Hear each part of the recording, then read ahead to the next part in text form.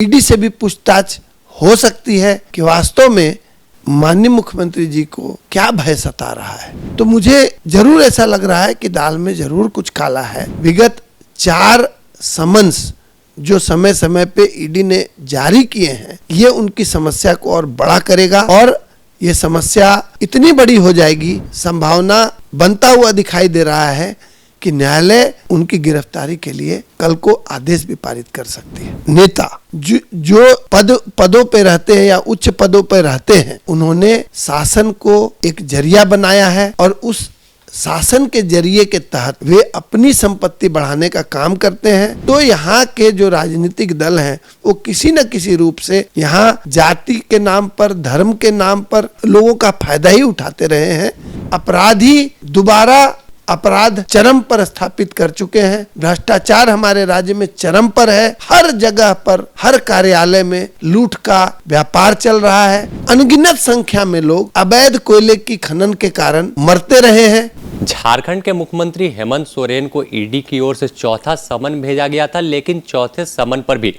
CM ED दफ्तर नहीं पहुंचे।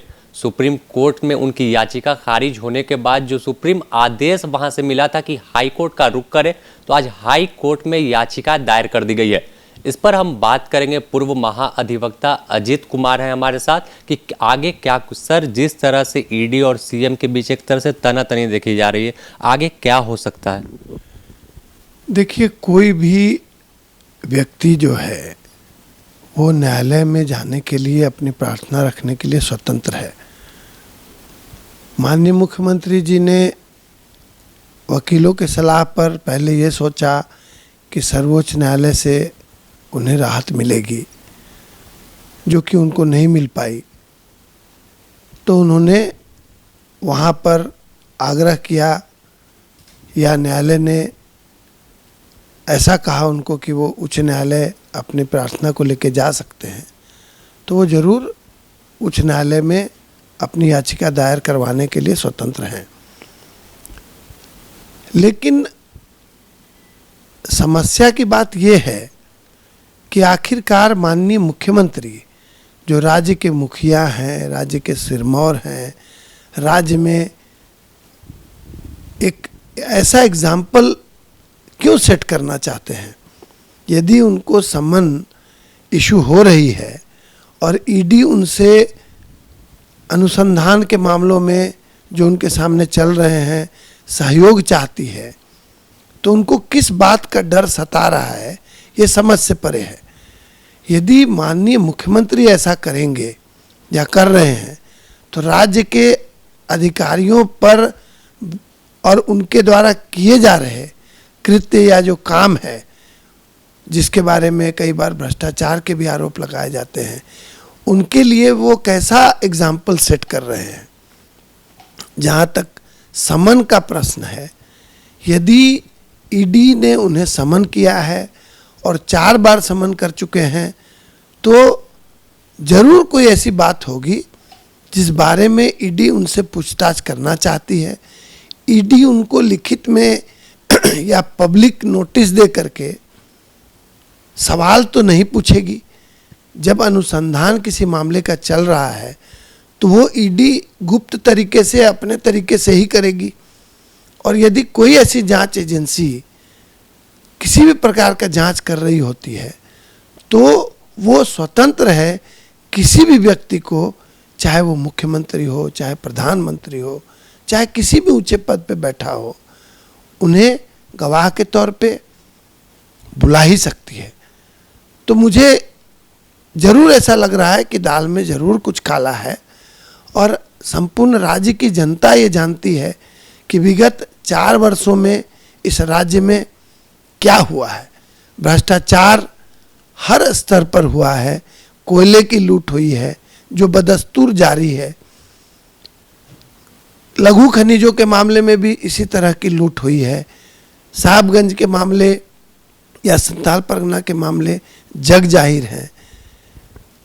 इसके अलावा यहाँ सरकारी भूमि की भी लूट हुई है और फर्जी डीड के द्वारा एक भारी रकम का लेन देन जो हुआ है, या शराब के मामले में जिस प्रकार से काफी धन लगाया गया था राज्य की क्षति के कॉस्ट पर भी, तो ये सारे विषय जांच के हैं। और इन सभी विषयों पर यदि ईडी जांच कर रही है तो मैं समझता हूं कि माननीय मुख्यमंत्री जी को, जो यदि पाक साफ हैं और कहते हैं कि उन्हें फंसाने की साजिश हो रही है, तो जब सारे मामले न्यायालय में ही जाने हैं तो उन्हें ईडी के सामने ईडी के द्वारा किए गए प्रश्नों का उत्तर देने में क्या परेशानी है।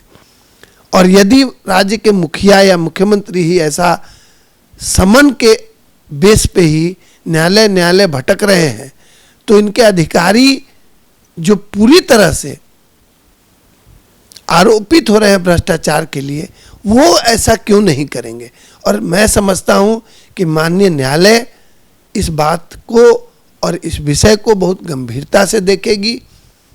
सिर्फ इसलिए कि कोई व्यक्ति मुख्यमंत्री है राज्य का और उसे फ्रीडम है, उसे स्वतंत्रता है, ये आरोप लगाने के लिए कि उनके साथ राजनीति हो रही है, राजनीतिक दल जो हैं राज्य के वे उनके साथ कुछ ज्यादती कर रहे हैं, तो इस स्वतंत्रता का मतलब ये नहीं है कि अनुसंधान की जो एजेंसियां हैं केंद्रीय, उनके स्वतंत्रता पे या उनके औचित्य पे या उनकी ईमानदारी पे कोई प्रश्न चिन्ह लगाया जा सके। जैसे 4 समन हो गए, तो इसके बाद ईडी के पास क्या कुछ अधिकार है, क्या आगे ईडी कर सकती है? देखिए, हम लोगों ने पूर्व में जयललिता के मामले को देखा है, लालू जी के मामले को भी देखा है, जहां इसी तरह की परिस्थितियां खड़ी हो गई थी और गिरफ्तारी के लिए जांच एजेंसियों को जरूर कुछ जद्दोजहद करनी पड़ी, परंतु गिरफ्तारियां हुई थी। यदि कोई आम दोषीवार या आम अभियुक्त जो कानून के दायरे में गलत काम करता हो, उसके लिए कानून है कि यदि वो लगातार समन को तिरस्कार करेंगे, समन को रिस्पॉन्ड नहीं करेंगे, तो उनकी गिरफ्तारी भी हो सकती है। तो ऐसी परिस्थितियां जो यहाँ खड़ी हो रही हैं राज्य में, ये मुझे इसी तरह का अंदेशा दे रहा है। और मैं समझता हूँ कि राजनीति करने के बजाय और पूरे मामले का राजनीतिकरण करने के बजाय माननीय मुख्यमंत्री को जरूर ईडी के समक्ष जो भी प्रश्न हैं उनके देने चाहिए। जैसा देखा गया कि सुप्रीम कोर्ट पहले गए, वहां याचिका खारिज की गई और हाई कोर्ट जाने का आदेश मिला। अब हाई कोर्ट में संभवतः सोमवार को सुनवाई होने वाली है, तो क्या लगता है कि सीएम के पक्ष में हो सकता है फैसला या ईडी के पक्ष में? देखिए, माननीय न्यायालय ने ऐसा कोई आदेश नहीं दिया है कि ये न्यायालय चुनते रहें या वो उच्च न्यायालय आए। वास्तव में मुख्यमंत्री जी की याचिका जो है उच्च न्यायालय ने एक्सेप्ट नहीं की है, स्वीकार नहीं की है, और जो भी उनके लिए विकल्प था वो राज्य में ही हाईकोर्ट के समक्ष ही खुला था। तो इसलिए ये नहीं कहना चाहिए कि माननीय सर्वोच्च न्यायालय ने ऐसा कोई आदेश पारित किया है कि वो उच्च न्यायालय में आकर याचिका दायर करें। फिर भी मैं समझता हूं कि जो समेकित तौर पे परिस्थितियां खड़ी हो रही हैं, माननीय मुख्यमंत्री जी जरूर न्यायालय के समक्ष हैं और उनकी ओर से भारी भरकम, जैसा कि आमतौर पे वो बड़े बड़े वकील रखते हैं, बड़ी बड़ी बहसें कराई जाती हैं। ये टेम्पररी रिलीफ यदि उन्हें मिले भी, तो ये रिलीफ या जो सुविधा है ये लंबे समय तक चलेगी नहीं और परिस्थितियां माननीय मुख्यमंत्री जी के लिए विकट से विकटतर होती चली जाएंगी। वास्तव में जांच एजेंसियों को किसी भी विषय पे जांच करने की स्वतंत्रता होती है और इस पे न्यायालय कभी बाधक नहीं बनता है। तो मैं समझता हूं कि माननीय मुख्यमंत्री जी को कानून को समझना चाहिए, वकीलों की राय से अधिक कानून क्या कहता है ये उनको जानना चाहिए।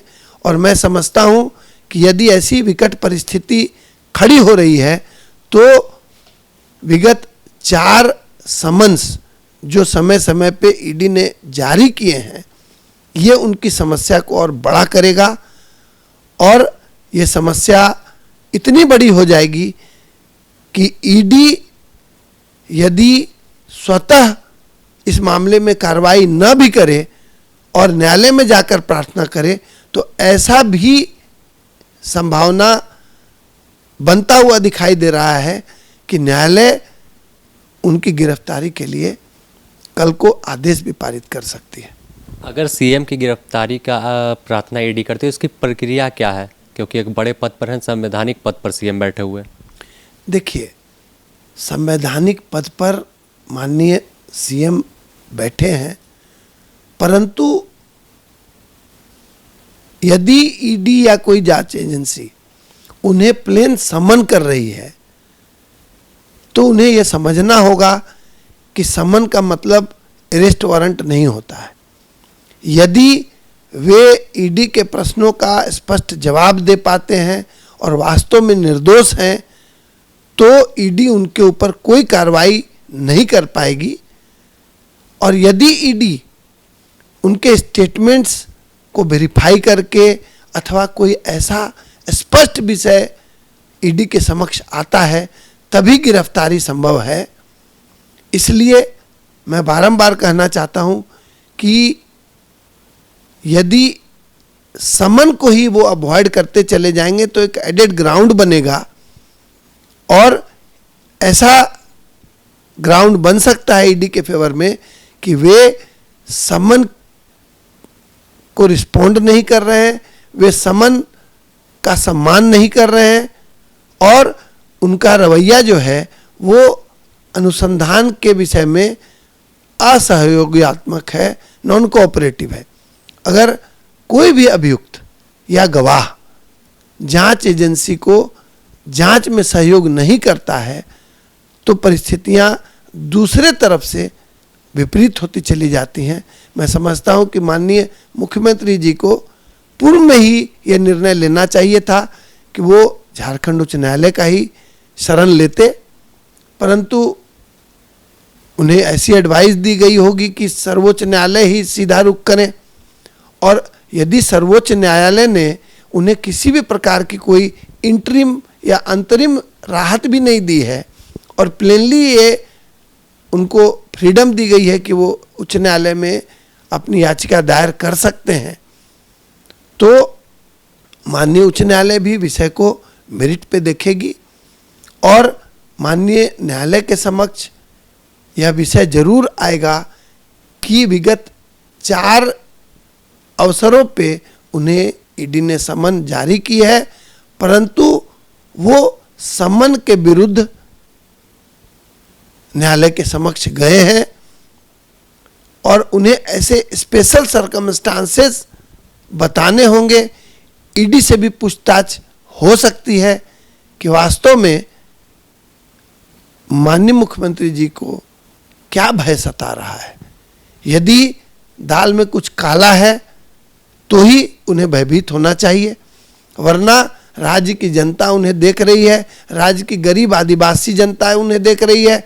और यदि राज्य में इसी तरह का माहौल बनना चाहिए जहां अधिकारी भी जांच एजेंसियों का सहयोग न करें, छोटे छोटे कर्मचारी या आम व्यक्ति जो राज्य में अपराध करता है या अपराध के मामले में अनुसंधान का विषय बन जाता है, गवाह बन जाता है, तो वो लोग भी इस तरह का एक एटीट्यूड अडॉप्ट कर सकते हैं भविष्य में।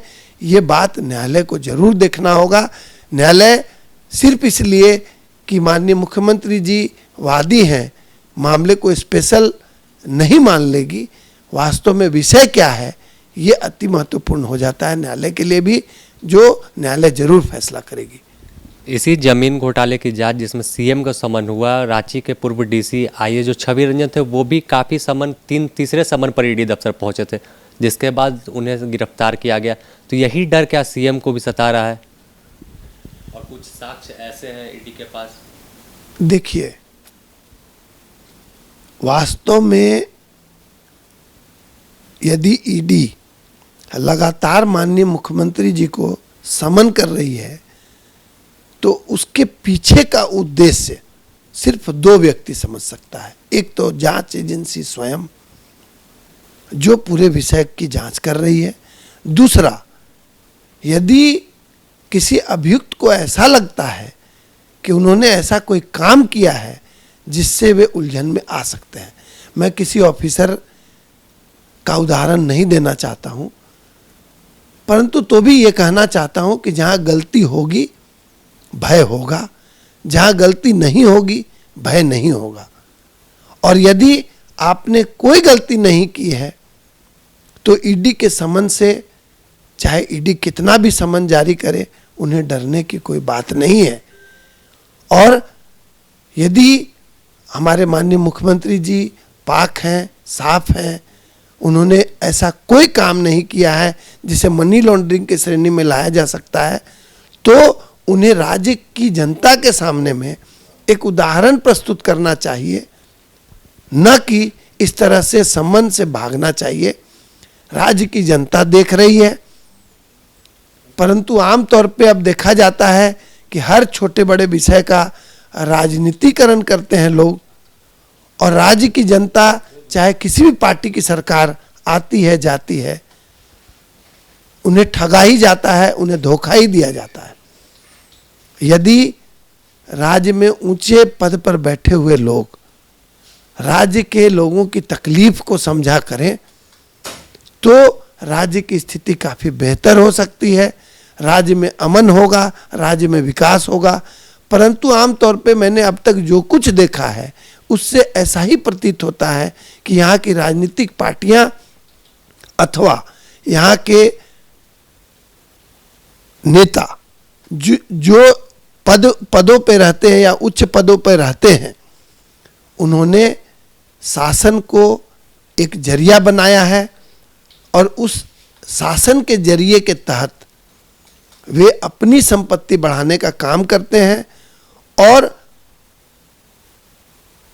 अपने आप को किसी मामले में फंसने के बावजूद राज्य की जनता के सामने में इस तरह से असहाय बन जाते हैं जैसे कि उन्हें नाहक फंसाया गया है।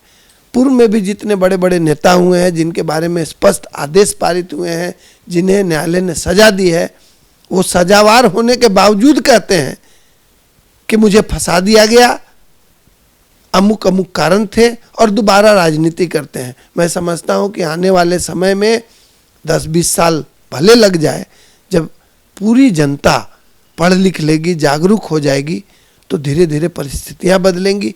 अभी भी परिस्थितियां थोड़ी मोड़ी बदली हैं, परंतु राज्य में आदिवासी बहुल राज्य है, ये अल्पसंख्यक वर्ग के लोग भी भारी संख्या में हैं।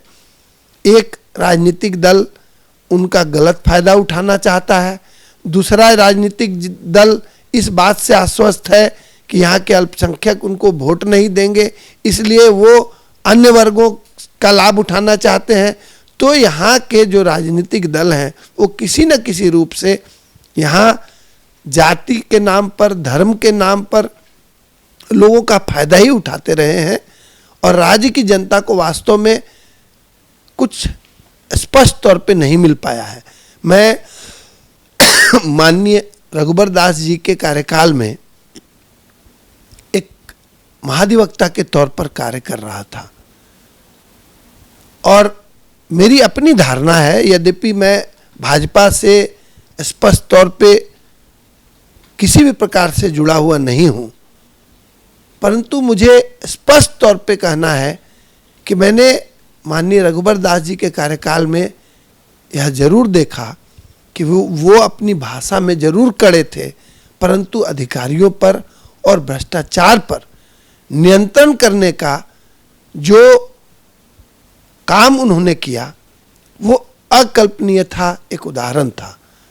पूर्व में भी कुछ एक सरकारें थी, मैं किसी की शिकायत नहीं करता हूं, सभी अच्छे थे, परंतु मैंने देखा कि जिस तरह से भ्रष्टाचार पे लगाम लगाने के लिए, जिस तरह से राज्य की, देश की योजनाओं को लोगों तक पहुंचाने के लिए स्पष्ट कार्रवाई होनी चाहिए, वो सब कुछ होता था, परंतु राज्य की जनता को कुछ एक मामलों में ये कन्फ्यूजन का सामना करना पड़ा। लोग व्यक्तिगत तौर पे खुश नहीं होंगे, इनके स्वयं कार्यकर्ता इनके भाषा से दुखी होंगे, और ऐसे छोटे बड़े कारण थे जिनकी वजह से भाजपा की सरकार पूर्व में जो थी गई। और माननीय मुख्यमंत्री जी के तौर पर हेमंत सोरेन जी आए। राज्य की जनता को काफ़ी अपेक्षा थी इनसे। लोग समझ रहे थे कि ये जनता की समस्याओं को, यहाँ के आदिवासियों की समस्याओं को, यहाँ अल्पसंख्यकों की समस्याओं को समझ पाएंगे। राज्य के ओबीसी वर्ग के लोग काफ़ी हद तक झामुमो का सहयोग किए, कांग्रेस का सहयोग किए और सरकार बदली। पूर्व में भी इस तरह की परिस्थितियां होंगी और अच्छी परिस्थितियां बुरी परिस्थितियों में बदलती रहीं। इसी तरह का परिवर्तन हुआ करता था। माननीय अर्जुन मुंडा जी जो अगेन एक काफ़ी स्ट्रॉन्ग मुख्यमंत्री थे, बाबूलाल मरांडी जी जिन्होंने राज्य की स्थापना के बाद राज्य की बागडोर संभाली, एक अमन स्थापित हुआ, राज्य में विकास की धारा बह रही थी। परंतु आपसी द्वंद्व या आपसी विरोधाभासी विचारों के कारण वो सरकार गई और झामुमो की सरकार तब भी आई। तो वास्तव में ये परिवर्तन का जो दौर चल रहा है, इससे राज्य की जनता को क्षति हो रही है, राज्य की जनता को नुकसान हो रहा है। मैं समझता हूं कि जिस आशा और विश्वास से माननीय हेमंत सोरेन जी को लोगों ने चुना, झामुमो को चुना, कांग्रेस को चुना, ये पिछले 4 वर्षों में इस राज्य को राजनीति का अड्डा बना दिया गया। अपराधी दोबारा अपराध चरम पर स्थापित कर चुके हैं। भ्रष्टाचार हमारे राज्य में चरम पर है। हर जगह पर, हर कार्यालय में लूट का व्यापार चल रहा है। ट्रांसफर पोस्टिंग की लूट, अधिकारियों के हक की बात हो, कर्मचारियों के पेमेंट की बात हो तो भी लूट। तो ये इस तरह का भेदभाव जो स्थापित किया जा रहा है, ये सिर्फ अपने लोगों को या चुने हुए लोगों को अपने पक्ष में करने के लिए है। आप देखिए ना, विगत 4 वर्षों में कितने बालू घाटों की नीलामी हुई है। यदि बालू घाटों की नीलामी उस तरह से हुई ही नहीं तो क्या राज्य में बालू नहीं बिक रहे हैं? क्या यहाँ भवन नहीं बन रहे हैं? क्या बड़ी बड़ी बिल्डिंगें, बड़े बड़े ब्रिजेज, बड़े बड़े पुल नहीं बन रहे हैं? तो आखिर ये सब कैसे बन रहा है और बालू आ कहां से रहा है? तो आपने बालू की लूट करवाई, आपने पत्थर की लूट करवाई, धनबाद में, रामगढ़ में, पूरे राज्य में कोयले की अबाध लूट चल रही है। और मैं समझता हूं कि अनगिनत संख्या में लोग अवैध कोयले की खनन के कारण मरते रहे हैं। कुछ एक मामले रिपोर्ट होते हैं, कुछ एक मामले रिपोर्ट भी नहीं हो रहे हैं। तो ऐसी परिस्थिति कब थी यहाँ? क्या समेकित बिहार के समय में भी ऐसी विकट परिस्थिति थी? क्या समेकित बिहार के समय में भी प्राकृतिक संसाधनों की इतनी लूट हुआ करती थी? क्या अंग्रेजों ने भी इतनी भयंकर प्राकृतिक संसाधनों की लूट की इस क्षेत्र में, जिसके लिए भगवान बिरसा मुंडा लड़े? तो मैं समझता हूं कि हो सकता है यह मेरी व्यक्तिगत राय है, परंतु चूंकि मैं झारखंड पार्टी का कार्यकारी अध्यक्ष भी हूं और सारे विषयों को काफ़ी गंभीरता से, सूक्ष्मता से मैं देख रहा हूं। मामले न्यायालय में भी आते हैं, जिस प्रकार के मामले न्यायालय में अब आ रहे हैं या नहीं आ रहे हैं, दोनों तरह से राज्य में क्या चल रहा है इसका आकलन किया जा सकता है।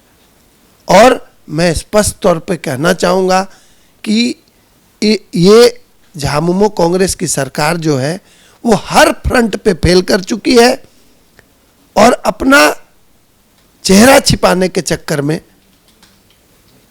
और इस क्रिमिनल प्रोसीडिंग या इस ईडी के अनुसंधान या जितने भी अनुसंधान चल रहे हैं, इन सभी मामलों में जो है वो राजनीति करना ही उचित ये लोग समझ रहे हैं। माननीय हेमंत सोरेन जी या उनकी पार्टी इस पूरे माहौल में ईडी के मामले को भी एक अवसर के तौर पर उपयोग करना चाह रहे हैं। वो समझ रहे हैं कि ईडी के समन के मामले में या संबंधित अनुसंधान के मामले में वो राज्य की जनता की सहानुभूति ले सकें। मैं समझता हूं कि राज्य की जनता इतनी भोली भाली है। मैं तो सुदूर क्षेत्रों में गया हूं, दक्षिणी छोटा नागपुर के क्षेत्र हैं या कोल्हान के क्षेत्र हैं, जहां लोग बिल्कुल अपने मूलभूत सुविधाओं से या उसके लिए लड़ रहे हैं। वैसे लोग कैसे समझेंगे कि राज्य में ऊपर के स्तर पर चल क्या रहा है? उन्हें क्या पता है कि ट्रांसफर पोस्टिंग का जो व्यापार चलता है, उसमें भ्रष्टाचार चलता है, उससे उन्हें क्या प्रभाव पड़ेगा? वो तो सिर्फ मामूली सर्टिफिकेट्स के लिए या वृद्धावस्था पेंशन के लिए या अन्य छोटी छोटी सुविधाओं को प्राप्त करने के लिए, इंदिरा आवास लेने के लिए ब्लॉक ऑफिसों का चक्कर लगाते रहते हैं, उपायुक्त कार्यालयों का चक्कर लगाते रहते हैं, और वही छोटे छोटे काम भी उन्हें अब परेशानी देने लगे हैं। और यदि एक लंबे समय के बाद ये छोटे छोटे काम यदि हो जाते हैं तो राज्य के वैसे भोले भाले लोग संतुष्ट होकर बैठते हैं। ये राज्य के युवाओं का दायित्व है, राज्य के पढ़े लिखे लोगों का दायित्व है कि वो स्वार्थ छोड़ करके, यदि उन्हें वर्तमान सरकार ने दलाल बना दिया है, यदि उन्हें स्कॉर्पियो दे करके कमाई का जरिया दिला दिया है, बालू की लूट का, कोयले की लूट का या पत्थर की लूट का, तो अपना स्वार्थ छोड़ करके वो आम गांव वालों के बारे सोचें कि वास्तव में किसी गांव में एक दो व्यक्ति के मिडिलमैन बन जाने से, बिचौलिया बनने से, कमाने से उस राज्य में अमन नहीं आ सकता है। राज्य के वैसे गांव में अमन नहीं आएगा। गाड़ियां जरूर अधिक हो जाएंगी, स्कॉर्पियो चला करेंगे, नेताओं की संख्या बढ़ती जाएगी, परंतु राज्य की जनता अंततः दुख के साथ ही जीती रहेगी इस राज्य में। और जिस तरह से बराबर इस राज्य में ब्रेक लगता रहा है, मैं राज्य की जनता से आग्रह करूंगा कि वो पार्टियों की मंशा या पार्टियों के झूठे दिलासे पे ना जाएं, रादर वो कैंडिडेट को वोट किया करें। यदि उनके क्षेत्र का कैंडिडेट वाकई ईमानदार है, वाकई डाउन टू अर्थ है, साधारण है और क्षेत्र की समस्याओं को समझता है बखूबी, तो ही उनको जिता करके असेंबली में भेजना चाहिए, लोकसभा में भेजना चाहिए। अन्यथा यदि इन पार्टियों के झांसे में लोग आते रहे तो मूर्खों की जमात बढ़ती रहेगी और इन मूर्खों को कमाने के सिवाय कुछ नहीं दिखता है।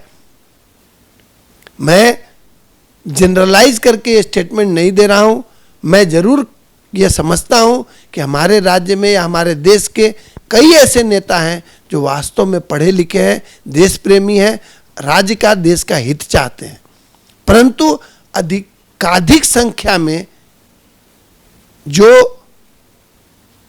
राजनीति को व्यवसाय बना करके चलने वाले लोग हैं, उनको लोगों को पहचानना पड़ेगा। और मैं समझता हूं कि झारखंड मुक्ति मोर्चा की वर्तमान सरकार ने सारी बाउंड्रीज को क्रॉस कर दिया है, सारे रिकॉर्ड तोड़ दिए हैं और इस राज्य को विगत 4 वर्षों में इतनी क्षति हुई है कि हमारा राज्य जो है वो लगभग 25 वर्ष पीछे चला गया है। किसी का ध्यान यहाँ के अस्पतालों की सुविधाओं पे नहीं है, किसी का ध्यान यहाँ पर स्कूलों तथा विश्वविद्यालयों की सुविधाओं पे नहीं है। जो सड़कें टूट गई वो दोबारा बन नहीं रही हैं। राज्य के लोगों को छोटी छोटी विषयों पर जद्दोजहद करना पड़ रहा है। किसानों की समस्याएं हैं, हर प्रकार की समस्या राज्य में है। अपने राज्य में किसी प्रकार का इन्वेस्टमेंट नहीं आ रहा है, यहाँ उद्योग नहीं लग रहे हैं।